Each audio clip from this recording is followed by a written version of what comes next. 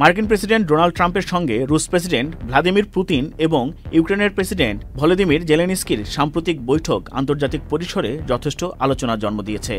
অনেকে ভেবেছিলেন এই বৈঠকের মাধ্যমে অন্তত রাশিয়া ইউক্রেন যুদ্ধবিরতির কোনো পথ খোলা যাবে, কিন্তু বাস্তবে সেই প্রত্যাশা পূরণ হয়নি।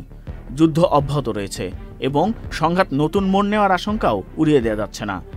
ট্রাম্প পুতিন বৈঠকে রুশ প্রেসিডেন্ট স্পষ্টভাবে জানায়, যুদ্ধ বন্ধ করতে হলে পশ্চিমা নিষেধাজ্ঞা প্রত্যাহার করতে হবে এবং ইউক্রেনকে ন্যাটোর সম্প্রসারণ থেকে সরিয়ে রাখতে হবে।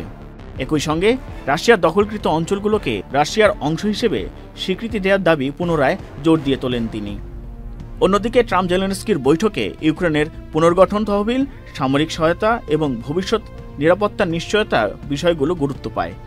এই বৈঠকে কয়েকজন ইউরোপীয় নেতা উপস্থিত ছিলেন, যা পশ্চিমা সমর্থনের দৃঢ়তা আরও স্পষ্ট করে তোলে। বৈঠকে জেলেনস্কি স্পষ্ট ঘোষণা দেন, ইউক্রেনের সার্বভৌম ভূখণ্ড থেকে রাশিয়ার দখলদার বাহিনীকে সরানোই তার সরকারের প্রধান লক্ষ্য। দেশ রক্ষার প্রশ্নে তিনি কোনোভাবেই জায়গা ছাড়বেন না। 2022 সালের ফেব্রুয়ারি থেকে শুরু হওয়া রাশিয়া ইউক্রেন যুদ্ধ ক্রমশ দীর্ঘায়িত হয়েছে।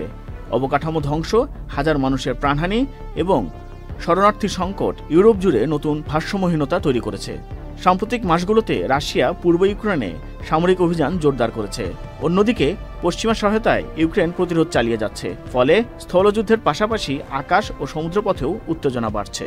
এখন প্রশ্ন আসতেই পারে, সামনে রাশিয়া ইউক্রেন যুদ্ধে কি হতে পারে? কূটনৈতিক তৎপরতা অব্যাহত থাকলেও যুদ্ধ শীঘ্রই থামবে এমন সম্ভাবনা খুবই কম বলছেন বিশেষজ্ঞরা। যুদ্ধ না থামলে কয়েকটি বিষয় ঘটতে পারে বলে ধারণা করা হচ্ছে। প্রথমত, যুদ্ধ দীর্ঘায়িত হবে, তবে কোনো পক্ষই সাফল্য অর্জন করতে পারবে না।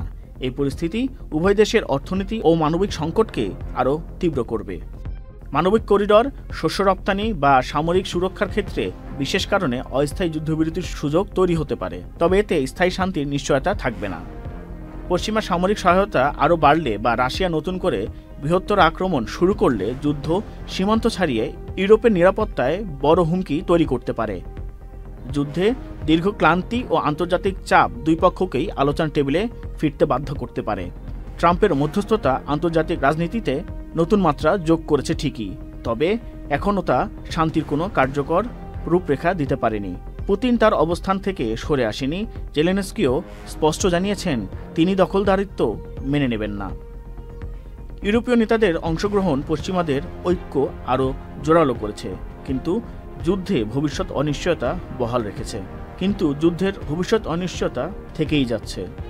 জাকিরুল ইসলাম, চ্যানেল আই অনলাইন।